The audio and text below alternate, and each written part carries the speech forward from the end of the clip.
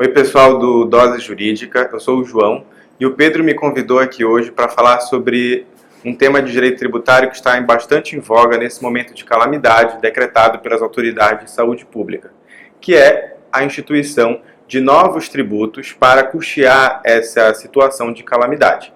Então hoje a gente vai falar sobre duas soluções que estão na mesa para serem discutidas pelo governo, que é a instituição de um empréstimo compulsório ou a instituição de um imposto sobre grandes fortunas. Em primeiro lugar, a gente vai falar da figura do empréstimo compulsório. O empréstimo compulsório é um tipo de tributo que está previsto na nossa Constituição, no artigo 148, inciso 1. É de competência extraordinária da União Federal. Para a instituição de um empréstimo compulsório, o nosso ordenamento jurídico prevê certos requisitos a serem cumpridos. Em primeiro lugar, a nossa Constituição Federal exige um requisito material, que é a existência de uma situação de calamidade pública no Brasil ou a existência de uma situação de guerra externa enfrentada pelo país ou a iminência dessa guerra externa. Atualmente, no caso que nós estamos vivendo, de uma situação de calamidade pública por conta de uma situação sanitária, o governo federal terá que praticar uma série de atividades em prol da saúde. E essas atividades geram gastos extraordinários. O governo federal não estava prevendo que fossem gastos essas verbas. Portanto, é uma situação em que se encaixa a possibilidade de instituição de um empréstimo compulsório.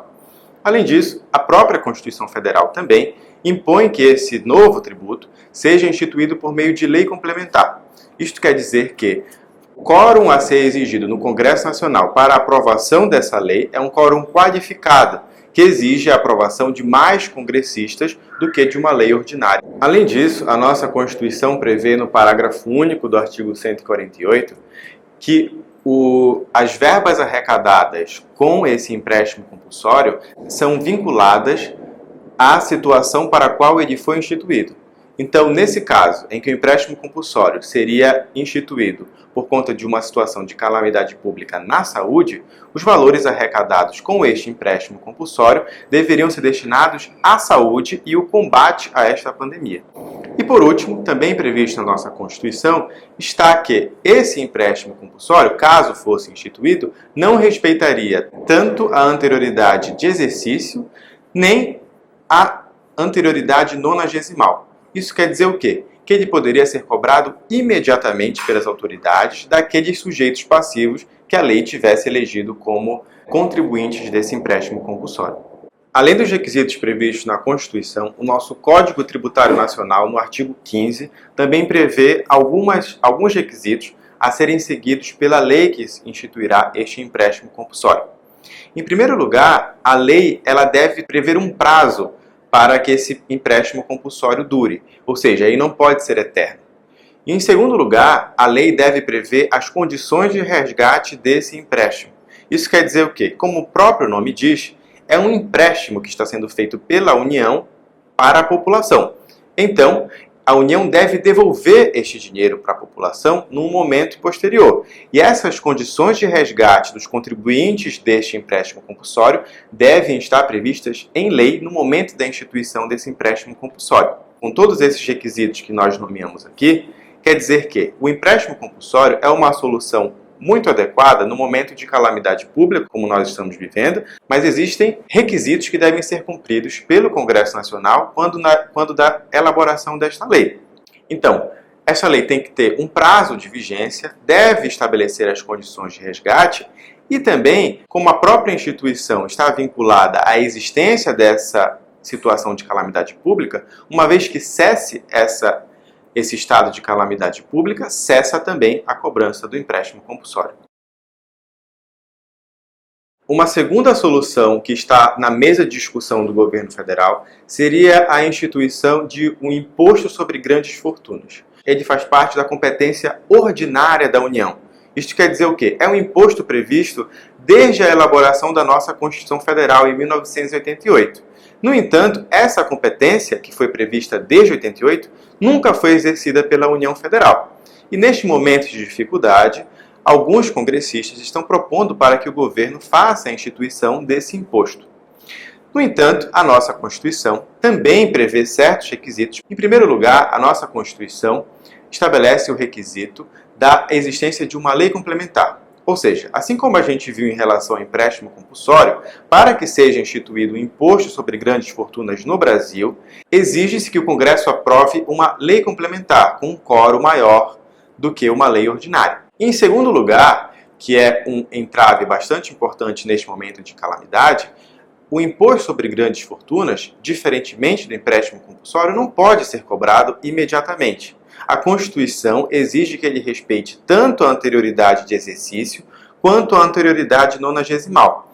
Isso quer dizer que, se instituído agora, esse imposto só poderia ser cobrado a partir do ano que vem. E ano que vem a gente não sabe mais se estaremos nesse momento de calamidade pública.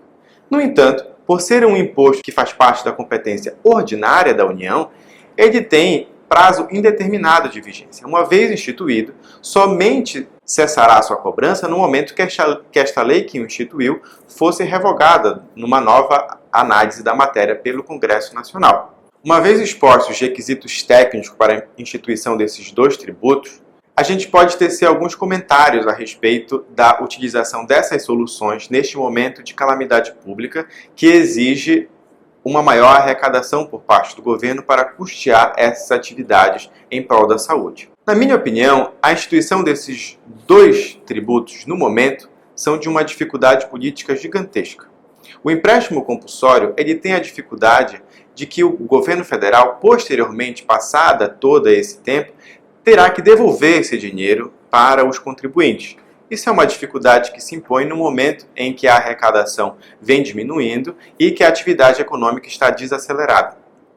E no que se refere ao imposto sobre grandes fortunas, há um entrave tanto político quanto econômico, porque em outros lugares em que se instituiu esse tributo, houve uma grande fuga de capital.